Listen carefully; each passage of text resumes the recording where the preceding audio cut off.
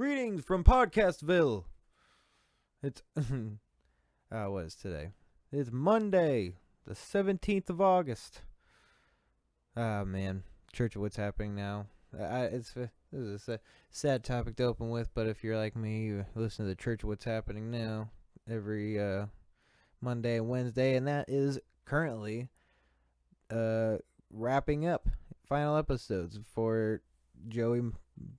Old Uncle Joey moves off to fucking New Jersey, and Rogan's off to Dallas or Austin, Texas, and all these big names are moving. So you know what? If you're looking for a new scene, fucking go where they're going, because they're gonna have, they're gonna be causing some waves. So, it seems like it's gonna be it would be a cool kind of coattail sort of aspect to jump onto. You can go out to where these huge people are, these hugely respected people are going. You can see them all the time, learn shit, learn from the pros, and get her done. But at the same time, I think there's always markets to be had, and so I'm hoping the scene in Iowa definitely keeps growing and just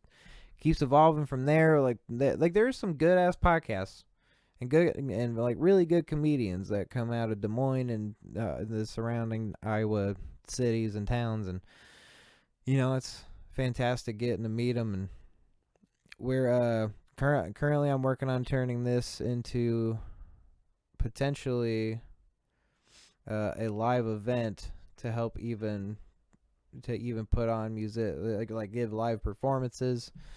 We'll still record them and put them out, but then I can help.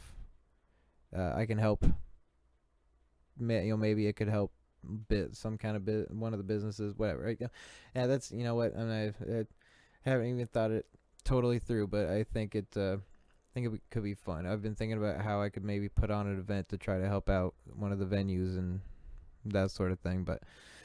It's all an idea. Anyway, in this episode we have a very funny comedian, Xavier Jones. He is from Minnesota, if I remember correctly. It has been a while, so has the last few episodes.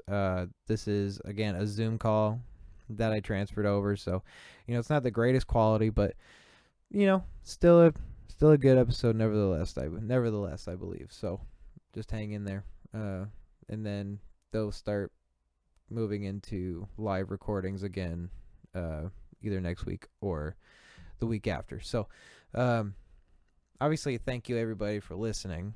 And yeah, I mean, I have as far as again plugs, hard thing to come by these days.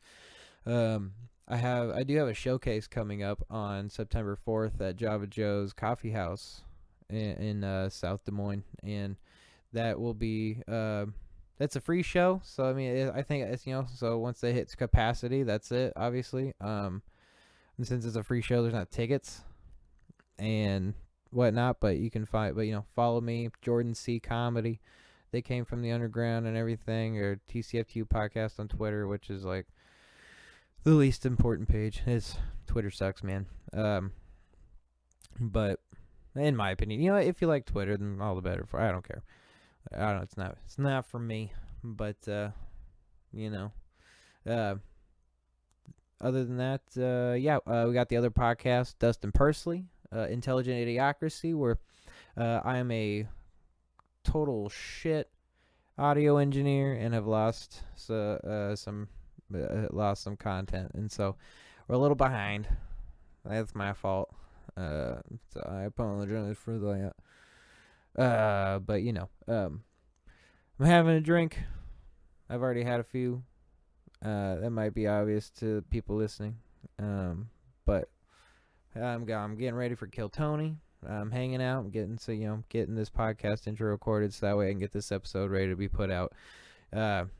Different song today. I'm using one of my little brother's songs. My little brother just got married. He's 21. He is a rapper. He did just get married. He does have a daughter. And it's it's there's some things that have lined up in a real funny stereotype kind of way, but yeah, what do you do? But really, the wedding was a fucking blast. We had I was the best man, of course, and whatnot. And we did fucking go karts and shit as part of the bachelor party, and then obviously dinner and fucking gambling, and I won some money. Actually, did fucking it's actually been a couple of like great ass weekends on my end. It's been a lot of fun, and so got a lot of compliments on my best man speech. I roasted my brother a little bit during it, and it was light enough, and I mixed in cheesy stuff to make it even more fun, and took some advice from Sam Hershock and Dave Kilbride about how to punch it up, and and they were both correct in the advice they gave me. And so I think I may post a video of it, just because it was fun, and it might not even be that funny to a comedian, but in the room at the time they weren't my family wasn't expecting it, so it was it was a lot of fun. It's not important. What is important is that you check out previous episodes of this podcast. Check out Intelligent Idiocracy. That actually has a website. So working on the website for this one, so that way I can get on Spotify. The other one is on Spotify. Intelligent Idiocracy. And so that was a lot of fun. And again, I apologize for the lack of content that's on my end, and we're working on it. So yeah, we got the relaunch open mic at Timeout this Wednesday. I will be in. I got the Java Joe show on September 4th, South Des Moines. Check that out. Yeah, man, that's it right now. Check me out and come see me at the open mics if you want. Thursdays at Teehees and Java Joe's, and Tuesdays at Lefties, and soon to be Mother's Pub and Timeout again on Wednesdays. So, that's all I got going on right now, guys. But please, again, check everything out. This is the next song by Jay versus my brother. And congratulations to him on everything. Hopefully it works out, and hopefully everything is just peachy. So I thank you everybody for tuning in, and without further ado, Xavier Jones. I ain't never been a buster, I ain't never been a sucker, I ain't never been around unless I'm running to the money. Gotta watch my back from niggas trying to take it from me. So don't be coming around me trying to tell me about my nigga. This is my life, I'ma live it how I like. All right, I'm just gonna go ahead and hit the record, and we'll just go ahead and get going, man. How you been? Locked indoors, man, but I've been entertaining myself. I've been doing this Quentin Tarantino movie marathon. So yeah, what are you up to? Yeah. Right on, man. I've pretty much seen everything except Death Proof. I just watched Jackie Brown yesterday. Oh, yeah. Oh, that's one I need to watch too. Reservoir Dogs. I just saw Reservoir Dogs for the first time yesterday. Hell yeah, man. That's what's up. Have you seen Once Upon a Time in Hollywood yet? Yeah, I loved it. Hell yeah. That's I ask like I've seen it, but like I that's actually one I'm planning on watching sometime this weekend, because I have the time. So yeah, I've been on lockdown myself, man. I got laid off because of the coronavirus. Are you did you get laid off, or what's been going on your end? Oh no, I'm military, but non-mission essential, so it's kind of like stay at home. Hell yeah, man. How long have you been involved in the military? The 25th of this month will make 3 years. Hell yeah, bud. That's awesome. That's I forgot to do this right quick just before we get started. On this week's episode of They Came From the Gram, we got Xavier Jones on here with us. I met him doing the Graham comedy show with Sean Dangler and Muhammad Yal, who's one of the contestants with me. You're from Minnesota, correct? Oh no, I'm from Oklahoma. Oh, you're from Oklahoma. Okay, I knew it was out of state. Awesome. That's awesome, man. I remember I asked you if you were a musician. It was because in your the video you did, you had the microphone set up with like the cage on it. I was like, And he's like, you're making the jokes. I was like, it's like, if he's got the setup, maybe he's dead. Maybe he's like making music and stuff. But, and then I saw it in another video you made recently. And so I was like, oh, he's just, I don't know what's going on there. But that was the whole reason I asked. Oh yeah. I just, I got it because, I wanted to start doing like, voiceovers, like animation and stuff, but I there you haven't. go. Right. So That makes sense. That probably could have been my other course of thought, but yeah, I forgot that was a thing. But that makes sense. Yeah, it was just I remember that was the whole reason I asked. But that I also need to get one of those cage things, but especially doing it on here, this is enough to block my face. So it is what it is. But yeah, man, how's your how's writing been going in quarantine? I like, basically, as the mic stopped, I like all my attention went into just like everything else around me, and it hasn't been like the last 2 or 3 days that I've actually been writing much. So how's that been going on your end? yeah, I figured, like I was just prior to the quarantine, I was like, man, all I need is some extra free time You're right. to, I can get all these ideas out. And like I've just been sitting here up until like yesterday, literally just like like I'm not doing it. Yeah, I don't have anything to do, and I just can't do it for some reason. I totally get you, man. That's a weird spot we're all in right now. It's just like, well, I can't say we're all in, but that's I've been trying to catch up with comics as this goes on, and yeah, everyone's at this like weird point where like obviously I'm keeping up with the podcast, and like I'm doing my best to, and then like other, if they got like some kind of show they're doing, like Dan Umplin with the Doomcast. Ultimately, everyone's trying to keep up with their shit, but yeah, writing is going just fucking right out the window for a lot of people, including me. So I don't blame you there, man. Yeah. And to talk about the process, mine might be different because I don't really talk to comedians or comics about how they do it, but mine's never really been that structured. I won't sit down for like 30 minutes to be like, I'm gonna write. It'll be something that happens during the day, and I'll be like, okay, funny. Definitely, yeah. That's how a lot of ideas that I write down are. It's just like comes to me at some point, and I write it down. Yeah, I do a thing where I just jot it in my phone enough to remember, and then I'll have some point where I can go kind of. If I find like a moment where I'm kind of feeling the mood, I'll try to break out my notebook or my computer or something, try to build on the idea. But other than that, it's just kind of as I go. Yeah, so I don't blame you there, man. How long have you been? So you're part of the military. What do you do with the military? I'm a radio operator. Oh, that's cool. Right on, man. Yeah. How long you been? And you said that. How long did you say that was? Like 3 years? Yep, it's gonna be 3 years on the 25th of this month. That's awesome, man. How did you end up getting involved in in that area, I should say? I was raised in a military town.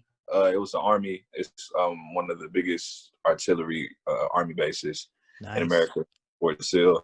My dad is a retired Army, and I was trying to get out of that situation. I was college about, and I was stuck in that town. I was talking to my dad, and I think I'm planning on enlisting. He was like, "Don't do the Army." And I was like, "Okay, you were in the Army. You said don't do the Army, so I'm not going to do it." That's the one to take the word from. I believe it. Yeah, exactly. Definitely. Yeah, that's it's like if that's what was I just blanked on what it was. I feel like I'd heard something kind of similar to that. Where it wasn't recently, but I do remember because I'm not real familiar with sports, but I know of the coach Mike Ditka from the movie Kicking and Screaming. He did with Will Ferrell back in the day. That was like that's how I know of him. But I remember I had seen it was a couple years ago when like the CTE stuff started like really coming into, like people started really making a big deal of it. They actually have a clip of Mike Ditka being like, "I would never let my kids play football." He's just like he's gone to Super Bowls, has the rings. He's like, my kids aren't playing. He's like, he sees what it does, man. So that's the kind of person to take the advice from. Yeah, I used to play. I'll never let my kids play. I got concussed. Really? That was my first joke that I ever wrote, was about when I got concussed. Really? Yeah. What was the joke, if you don't mind? It was kind of like, it is a true story. I got concussed on one play, and I didn't realize how bad it was until the next day. Like I went to 2 different Walmarts and bought the same thing twice because I just couldn't remember. You know what I'm saying? I got home. I was like, yo, I know I had like $50 extra. I don't know what happened. You know what I'm saying? I'm checking my wallet. It was bad. Damn, that is a bad one. That 2 different Walmarts even. So it's so somewhere in your brain you're like, well, the other Walmart's not gonna have it. I went and bought it, came home, got home, and I was like, damn, I need to go to Walmart. All right, cool. And I went to the other Walmart. That's so funny. Like that's like the one part that didn't quite follow through is you still went to the other Walmart. So it was like you're still doing something different. That's funny. That's hilarious. That's funny, man. That's how. And then oh shit. How long ago would you say that was? The concussion, or when I started? The concussion, and then when you started comedy, actually. It was like 5 years ago when I was in high school. I was like 17. Oh wow! So that happened young. Yeah, man. And then how long? And then how old were you when you started doing comedy? The first time I did it, I was 18. So about four years ago. Nice. 2016, when I was in college, and I did like a couple open mics, and I started really like getting the big head, and as soon as you get the big head in comedy, that's when you get humble. And I did a show. I invited everybody out, and I bombed like terrible. Everybody I invited was there. I bombed. Like it was so bad. I was like, comedy ain't for me. I'm gonna join the Air Force. You know what I'm saying? I did so bad at comedy one night. I literally went into the fucking military. Yeah. You know what? I think I need to get my ass whipped into shape. That's funny. Oh man, that makes for a great beginning story. Honestly, that's a better direction. That's a funnier direction. It's like I did so bad I went to the military, but because I remembered watching Ray Romano do his special, and he talked, or it was like sometime after his special, I had seen a clip of him talking about how the first time he did comedy, it scared him so bad he waited a whole year to do it again. And so, I was like, it's crazy. And then you get that bomb, and you're like, I totally know what you mean, man. I totally get why you didn't go back for that year. So it's I took between the time, because I remember the show was New Year's Eve of 2016. Yeah. And from that day, I hadn't stepped on stage until September of 2019. Like I was done. Like, wow. You know what I'm saying? Like, yeah. Done. Fuck, dude. Okay. You know what though? I probably would have done the same thing. Like it is like because to go from having a big head in front of strangers to just flipping your shit up in front of all these people that you convinced to go, that's a much bigger hit than just like bombing in front of a different group of strangers. So that's ultimate. That's the ultimate humiliation. You couldn't even make it. Like, cause like I've done that before. Like I invited friends, and then like maybe one joke got them, and then I couldn't even make them laugh. I was like, I gotta rewrite all this shit. Like, I fucking, So that's I get that. Go ahead. I was gonna say that makes me more nervous than performing in front. I'd rather perform in front of 100 strangers than like 10 people I know. You know what I'm saying? Because it's like they see me every day. Like if you know somebody, it's like you're gonna be a little more, I guess, anal about their content. Yeah, and you're used to them, and so that doesn't help. It's exactly That's I agree with you 100%. Yeah, because at least in like a room full of strangers, you can relax and know that you don't have to like see them afterwards. After the show, I'll never have to see these people again. You know exactly. Yeah. But if I bomb in front of my roommates, I gotta hear it the whole way home. You know what I'm saying? Whole way home, the whole time you're home, the whole next day, the following week. Yeah, dude. Literally anytime anytime they feel like anytime you tell a joke, they're just gonna throw it back. So yeah, it's I've really thought about like inviting people, and then I always stop myself because like my parents have because I've only ever done open mics. I had 2 shows that I was gonna do in June. And obviously they're both done. They're both canceled. But logically. And my parents have always been like, when can we come see it? I'm like, I'll let you know when I have like a show that I can tell you when you can see me, because I guarantee the one time I'm like, yeah, come watch me try in front of these strangers for 5 minutes, it's going to be the time where I go on last in the line and the list is like 30 people long. And so, like, you know, I'm like, I just know that's what's going to happen. And they're going to leave before I even go up. And then they're going to complain that they never got to see me. It's just going to be like me having to be like, I told you. So, yeah. That's how it was the first 2 or 3 times I went to the back line. Like, I was dead last on like a Tuesday. You know what I'm saying? Like, I'm not getting up there till like 11:15. It's rough. For 3 minutes. You know what I'm saying? Yeah. Like, yeah. It's rough. Yeah, that's how the that's how Teehee's Comedy Club is right now in Des Moines. That's because it's like, and I totally get why it's always like super busy. It's like, you know, it's the new club. It's like everyone. It's like, well, obviously, if you're there, you see it, like it's a long list. It's usually about 30 or more people signing up on an average Thursday, and you can always tell that everyone is there for their friend. Because because every hour the place is like 1/8 less full. Because it's just like, because like every time because someone will go up and then them and their 4 friends will leave, and someone else will go up and like him and their friend will leave, and like a group, like one girl will go up and you'll see like 6 girls leave, and then like, you know, and so then as by the time you get to like comedian number 25, the place is like the place is like 1/12 full. Of how much could fit, but they're all comedy fans, but it's like such a teeny crowd from what was there earlier. And I remember there was actually one night Tommy Morgan Jr. got in the mic, and like the whole energy was destroyed because no one would shut the fuck up. Everyone was just getting drunk and talking, and so he goes up and he's like, "Everyone shut up!" And then from then on, whole energy was basically dead for the rest of the night, but it's because everyone was embarrassed. Yeah, man, I hate that. Like, I'm not opposed to crowd interaction. Like, that's what I do it for. You know what I'm saying? But at a certain point, I'm like, all right, it's not your show. Yeah, exactly. I only got a certain amount of time up here. Like, you're not taking it. Right, exactly. It's like you didn't sign up. Like, if you really had something to say, you'd sign up. That's what I think. Like, if you that funny, please come up here right after me and make everybody else laugh. You know what I'm saying? Exactly. Yeah. Why you wasting my time?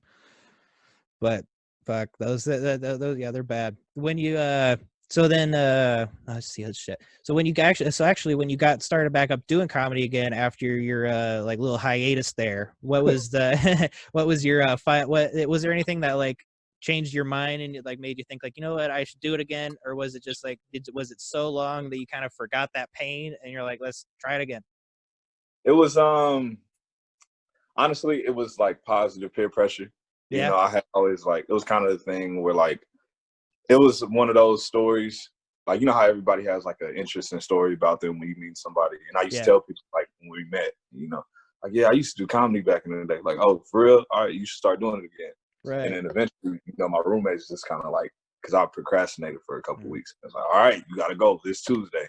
And then eventually went out, and then I started hitting all the open mics. Nice, man. That's a subtlety. Yeah, it's good to have like the people around you always just being like, go do it, dude. That's a good. It's like at the very least you're gonna do it to shut them up. Yeah. Like leave me alone. Yeah. So that helps. Hell yeah, man. What is it about comedy that initially drew you in? So I didn't even think I could do it until I was like 23, but I had always loved it.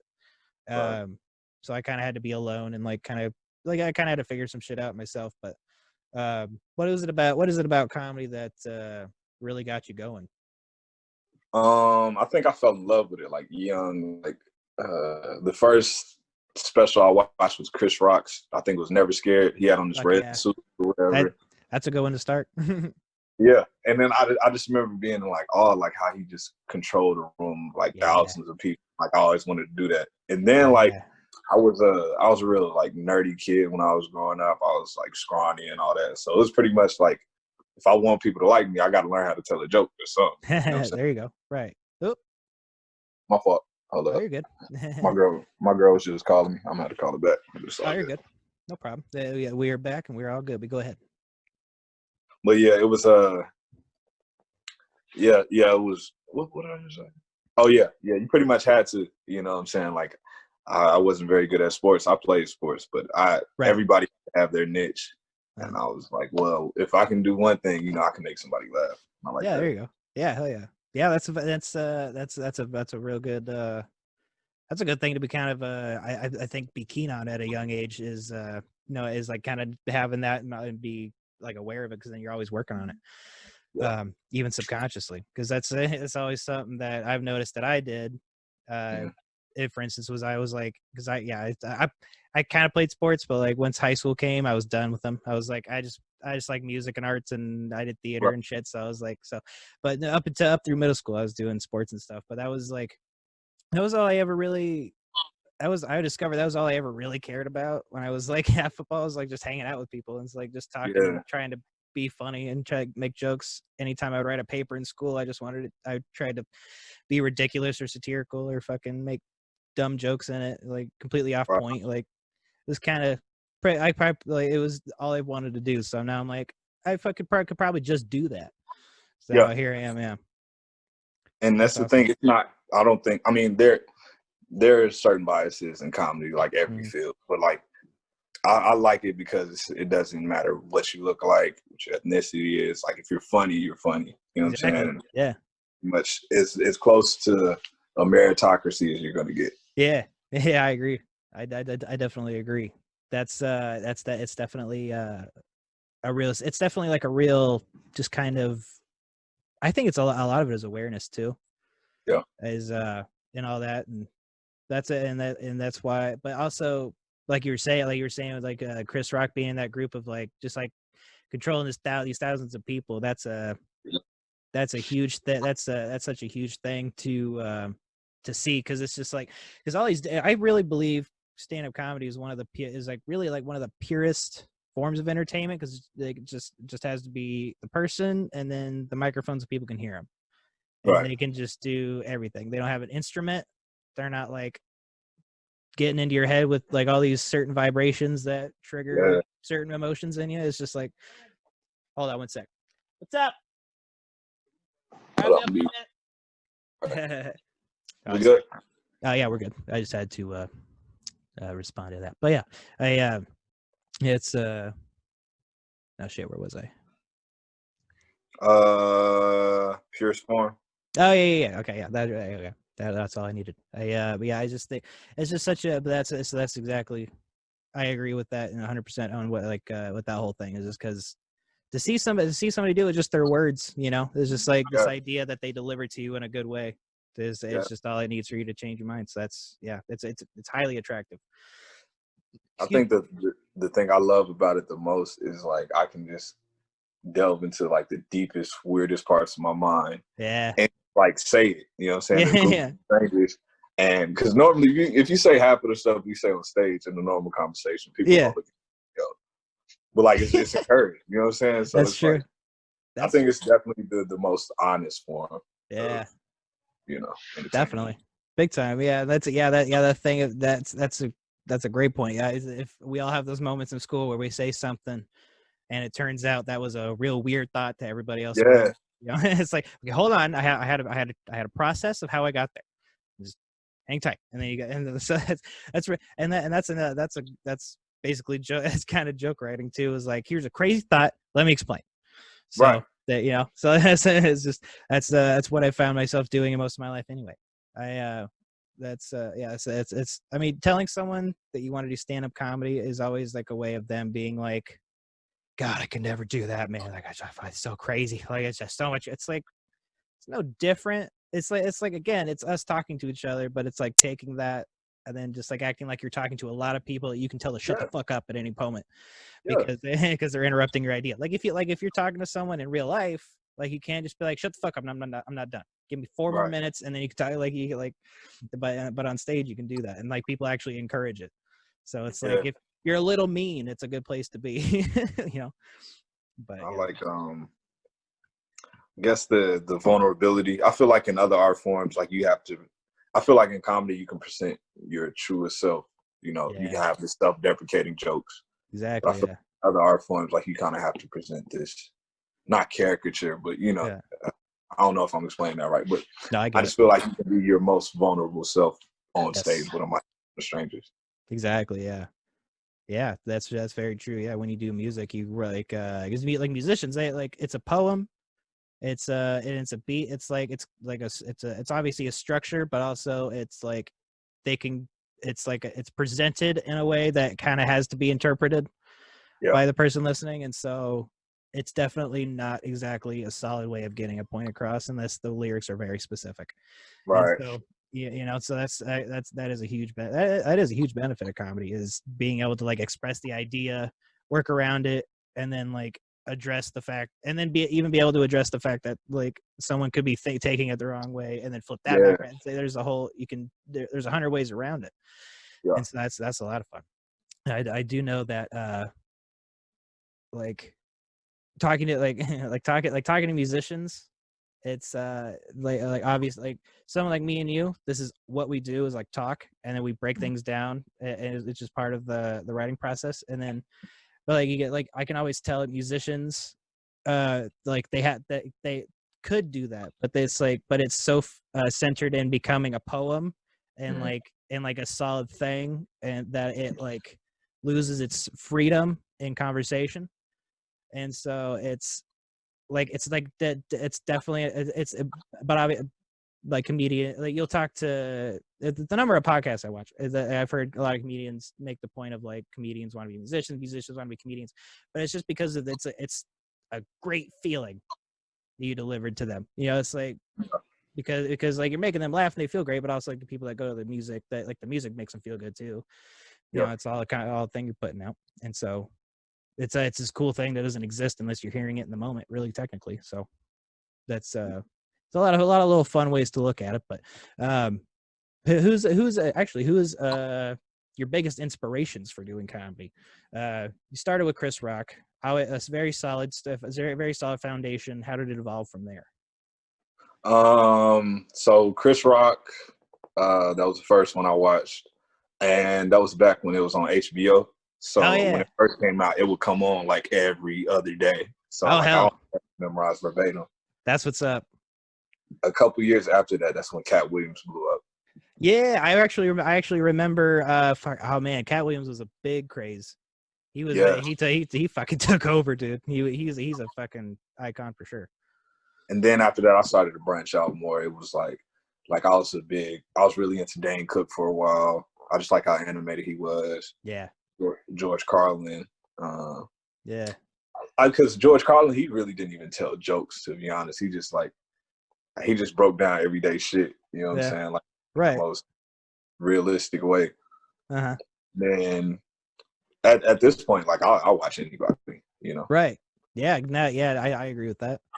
At this point, it's good to watch most people. It's good to at least know what's out there. Yeah. At the very least. Yeah. That's go ahead. Oh, you go ahead. I was just gonna ask about when it came to comedy, obviously, it sounds like you had like everything about it kind of caught your attention, because obviously Cat Williams, Dane Cook, extremely physical comedians. A lot of energy goes all over, and George Carlin is virtually the opposite of where it's all words, and he's just old and he doesn't move. And then a lot of times it's not a joke. He's just it's just something he had a thought on. And there's a lot to get into with Carlin, with like the reason like being in debt and like Russian stuff, and because he was like putting out a special every year, and so it's like some things weren't maybe as polished, but he's still he was just like super, but still he was had it very well spoken and well thought out. And so it sounds like you really took it. It sounds like you really saw the whole spectrum of the whole thing, of like the word meeting the physical aspect. So that's and then what were you gonna say? Actually, what were you gonna say before that? I forgot the question I was leading to. But we can move on. It just had to relate to us saying like now it's a good thing to watch other comedians, and I agree with that. But at the same time, it's like I don't want to subconsciously get caught up in like parallel thinking. Yep. The influence. Yeah, I agree. Yeah. Because I'll feel myself like writing a joke, and I'll be like, damn, I feel like I heard that shit somewhere. Yeah. Yep. It turns out I've just been writing out fucking Cat Williams set by memory. Exactly, man. All these years later. Yeah. And whether you do it intentionally or not, that your credibility is gone. Like you'll never get that. When was It's the last true. time you heard from Carlos Mencia? Fucking years. Yeah, it's been yeah, fucking, and we probably won't either. That yeah, dude, fuck, that was actually something I had only learned about very recently. Was the whole Carlos Mencia thing that happened to Joe Rogan, and like that whole scenario, that whole thing, that was insane. Because like I remember the first time I had the hint that was a thing that Mencia was kind of known for was in South Park, the Kanye West gay fish episode. And he's like, man, I steal jokes, man. Like, I'm not funny, man. Like, I don't like, fuck, leave me, like, just let me go. And then he just like he bashes his head off with the bat. But and I heard that, I was like, oh fuck, okay, well, maybe is that why his show is off the air? And then later I started watching the Joe Rogan podcast, and it's like something that started coming up like a bunch, because like I said, I watch a lot of podcasts, and so it's like there's always weird chain effects with like things like that where where like someone started talking about it because it was like their first time. It was like a comedian learning about it for the first time, and so they started asking about it, and then I would listen to these other podcasts, and and most of them cover it. Most of them will talk about it, and in like recent episodes too, because I don't really like backtrack much. So it was a weird thing. Someone set it off, and so luckily I got the whole story because of it. So that was one of the benefits of everybody being like, okay, so I need to know more about that. Is that they let you know. So yeah, if you're not aware, Carlos Mencia was a huge joke thief, and it would even be like, and even at one point was like, it was, I think, I can't remember who's referenced him saying it, but he was like this guy who said like he would take jokes and he would hear people do jokes, but then he would see so much more that he could do with it, and then be angry at them that they would have this bit when he was like, I could do it so much better, which is not a good reason, but it was the reason he gave for it. And at the end of the day, it doesn't matter how well you do someone else's bit. That still means that you didn't write it, and so no one should give a shit what you do. Like, there was like, if all you do is steal, and then no, everyone's gonna hate you, because even Robin Williams would like steal bits sometimes, and then pay people for them, and then do all that. So it's like this, but everyone loves Robin Williams. Yeah. Like, even knowing that, most people even comedians be like, oh, that hurts, but I love him. If you find like, when you hear that about Carlos Mencia, everyone's like, oh, fuck that guy. I mean, I feel like Robin Williams was so jovial. It's hard to hate Robin Williams. You know, it's very hard. But at the same time, like, I found Carlos Mencia hilarious. Never found him as a likable person, though, if that makes sense. It does, yeah. I totally get it. So as soon as they gave me a reason not to like him, I was like, fuck this guy. You know exactly. Yeah, there was something about his show. It was kind of interesting to watch. I didn't really realize what it was. And I actually when Mind and Mencia was on, I didn't really know much about stand up, but I just kind of knew about him. And like, the show caught my attention for like a very short-lived bit, and then it just wasn't on anymore. And I just like had no idea what happened. Then South Park happened, and then a couple years later I heard the story. So that was, yeah. So it's insane how that's worked up. Has there been any shows that you've done, like maybe like an open mic or something you've done, where anything like real weird has happened? Is there still something that's happened in a mic that you still talk about today sometimes? Because I can tell, because I got one thing that comes to mind at first, but because I've talked about it multiple times, but literally like within my first one or two open mics, there was a lady, you'll see her, and I have no problem with her, honestly, but like but she did a bit once on stage, but shortly before my first time going to Lefties, where apparently she did a joke about a blowjob or something, and because of kind of her cadence, or just kind of how she is, or how she carries herself, it spawned the nickname Blowjob Lady, and just as a reference, because they couldn't remember her name because she wasn't like a frequent comedian, and so she went up and they were like, the Blowjob Lady, and so that became her nickname. So it became her nickname, and so it's now literally like so now I'll tell people and be like, yeah, there's a lady that goes up and does comedy. She's not really a comedian. Her name's she goes by Blowjob Lady. She doesn't go by it. We just call her that.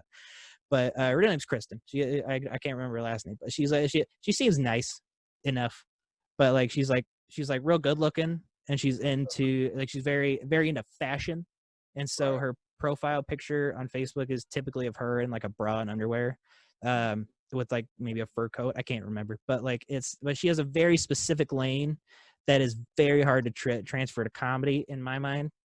Right. Because like I've heard of porn stars doing comedy, and I'm like, I can only watch you do one or the other. There is, you know, there's no way I'm gonna be able to. I'm gonna be able to watch you be like, nah, give it to me, and then be like, yeah. So what's the deal with airline food?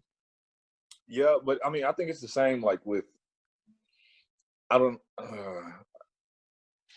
I guess with like this generation, we have a lot of, and it might not just be a generational thing, but like for me, it's hard to see somebody in one lane try to cross over, even if you know their content is credible. Like I'll see comedians and they'll make good songs, but it's like hard for me to take you serious. I'm like, you're the funny guy. You know, Exactly.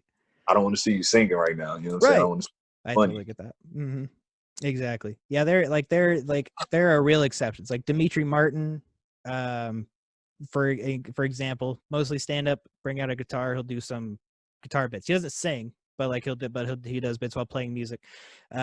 Nick Thune. I'm trying to think of like Bo Burnham. Like he comedy, like very comedic, that can do stand up, but then also is like very theatrical and does a lot of songs and stuff. So it's like there are real specific balances. But but that like if it's all if it's all in the same category, it can all work. Yeah. Like music and stuff. But still at the same time, I do agree with you because I think who is it? Like Billy. I keep wanting to say Billy Crystal, but like I can't. I don't know for sure. There was like a musician who's like real old, real well known, tried to get into comedy. I can't remember all the details. I just remember hearing the story. Like he tried to get into comedy, went to like Boston, and then was the headliner, but was very inexperienced in comedy, and so just got led in by like three. I think it was in Boston, like three Boston killers who just destroyed, and then it just set him up to fail because they were so mad that this singer come in like fucking. You're already famous for something else. Like, why are you coming in? Like, they're just angry that they're coming into their thing and just taking over without having any experience or without having really done it at all. And I totally get it. It is very frustrating. It's a very frustrating thought. There's a YouTube star that went on a sold out stadium tour for stand up, and they're not a stand up comedian. They've never done stand up. They're only a YouTube star. And so comedians were very furious. There was like an actual comedian opening for him, I believe, that said the material was okay. So which was like which is technically a huge compliment, considering where he's coming from. So it's like it's hard. It's really hard to cross over. I think it's like anything, man. Like you have to respect the craft. Like I wouldn't walk up to LeBron James and be like, I can do what you do. You know what I'm saying? Like, and I don't want that to come off like we think, you know, we're the best, the hot shit, but we put the time in, you know. Exactly. What I'm saying? Like, I don't know. I don't know. The YouTube guys, you know, not talking down on them or whatever, but guys who just think like, oh, I sit in front of a camera and, you know, I tell jokes and do. Like, all right, get on that stage in front of this many strangers and see if you can do the same thing. Right. Because odds are you can't. Not at first. No, that's a big problem with like writing jokes. You find out as stand-ups is like all this time in quarantine, we're going to have all this shit written, not have said any of it in front of anybody. And we're going to find out that we wrote pages of useless shit. You know, it's the weirdest shit. The jokes that I think the jokes that are funniest to me, nobody laughs at. Isn't and the shit that that I'm like, I'm just like, this is a throwaway. You know, whatever kills people, and I'm like, yo, kills. Dang. Yeah, like, it just bugs me out, bro. Yeah, I totally get that, man. Fucking like I was talking Matthew Jacobson. I've heard the same thing from him. He's been doing it a few years, and he's like, yeah, it's like, you know, every time you do comedy, it's like what you think is gonna be funny, it just doesn't hit. And then what you don't think is gonna be funny is like the funniest shit in the room. So it's unexpected a lot of times, you know. I think the worst thing is when something hits real hard the first time, and you try to get it doesn't. You're just sitting there like, yo, what the fuck, dude. This shit works. That's happened to me on like 3 separate occasions, like 3 different jokes. They're like literally like opening joke. I did some joke like when I had a bigger afro. when I at Mother's Pub in Ames. I was like, oh, Shirley Temple went off the deep end or whatever, and then like fuck, whole room popped. It was this big thing. And then I said it at like 2 other mics. It got nothing. It was fucking silent. So I was like, what's the difference? Like I still look equally disheveled, you know. So how many times do you have to say a joke and it not work for you to be like, all right, you know, maybe this is not funny. You know what I'm saying? Or maybe I gotta drop it. That's a number I'm not quite sure I've hit yet. It's a one for me. Yeah. Yeah, it's one. It's just that one time. Okay, done. Not doing it again. That's funny. The fuck. Yeah, honestly, I honestly though, if I can't think of another way to do it, then yeah, same. Like I'm like if I like it, if I like the premise at least, even if it gets nothing, maybe I'll try 1 or 2 more times to rework it. But then if that doesn't work, I'm like, fuck it. Okay, maybe I'll just have it in a book to come back to later when I'm like more experienced. So yeah, I agree. Yeah, it makes sense. That's one of those things that just kind of happens that way. But yeah, and then I think we got about roughly 10 minutes left. What do you plan on? Do you see yourself doing comedy like your whole life if it can go that way? Yeah, like I mean, the love I have for it, like I don't have to, you know, at any point be like a Netflix guy or anything like that. Like I will gladly have a day job and just do it, you know, in my spare time if I can. Not saying, you know, if somebody from Netflix sees this and wants to go to check it, I ain't gonna say no. But yeah, most definitely. Hell yeah, yeah, for sure, man. Yeah, so that having the love for it, that's step one. So that's good to hear, man. That's something I can fully agree with. It's something I really love that it's all coming to this lane where people can kind of do their own shit. Like I can start this podcast and do stuff and, you know, go from there and then do like write, and there's all kinds of new ways of being able to get yourself into the lane per se all the time. So it's definitely good to stay up on. What have you been up to since quarantine started besides just like catching up on the movies and all that sort of thing?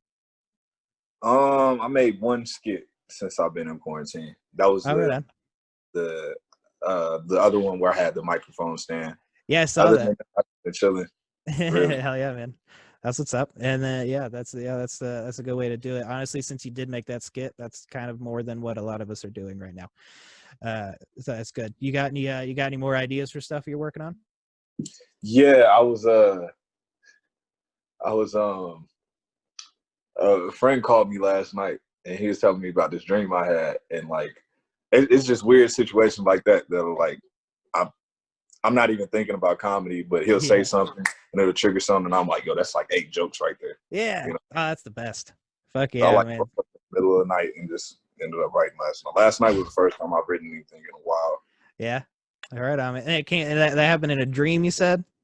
One of my homeboys was telling me he had a dream about like. Telling you. Gotcha. And I was like, that's some funny shit right there. That's hilarious. That's funny as fuck, man. My friend told me he had a dream and it spawned the whole set. Because I'm not a religious person, and he had a dream about the rapture. So he woke up and called me. He was like, "Well, if I didn't go, I know your ass didn't go." I know who I'm on level with. Oh God, that's great, man. That's hilarious. Fuck. If someone called me and it's like, well, I didn't go, so I know you're not. I'd be like, I may need to reevaluate our friendship. Now, what do you think of me? But that's great. Fuck, man. Well, yeah, dude. I've been keeping the offer very open, because we're all at this like lax point where we're all just fucking kind of just waiting to see what's going to happen, because we don't know when we're going back or when we can. And, you know, so I doors wide open. If you ever want to do another podcast, if you just want, like, I can get a bunch of people in on Zoom, so I can get a whole group thing going. So welcome back anytime, man. How can the fans and the listeners find you online? On Instagram My name is X, the letter X, the number 2, and then FOOLY. Twitter, I have a couple videos. They're doing pretty well over there. I got 2 videos around 100,000 views. Hell yeah. Xavier, XAVIER, the number 2, and then FOOLY. And yeah, pretty much it. That's dope, dude. A couple 100,000. That's a fucking goal. Damn. All right. Well, well, thank you so much for being here. Follow. You can find me at Jordan Clemens CP on Instagram, or I think it's Jordan Clemens CP on Twitter as well. Then They Came From the Underground on everything. TCF2 podcast on Twitter. Name is too long. Yeah, that's it for us. Keep an eye out for just stay away from people. Don't touch anyone. Yeah. They don't have to. If you're watching this as an entertainer, we're not right much either, so don't feel too bad. And that way I hope everyone's staying safe, and we'll see you back out there once we're clear. Cruising in first, I never fall behind. I'm steady killing every lyric, every rhyme, and the judges always scoring me a dime. With the fake shit, I ain't even got time. I'm busy focusing, improving on my grind. I breathe fire every time I spit a line. Don't you ever come around trying to tell me about 9, cause I'll have to put you down with the 9. I've been spitting since a youngin', no matter where I was, always writing something. All these other rappers always stay frontin', I'ma always be stuntin'. Don't you ever try to tell me about nothing, cause I'll fuck around and have to get the bustin'. I ain't never been a buster, I ain't never been a sucker, I ain't never been around unless I'm running to the money. Gotta watch my back from niggas trying to take it from me, so don't be coming around me trying to tell me about my nigga. This is my life, I'ma live it how I like. This is don't be coming around me trying to get out of my mind.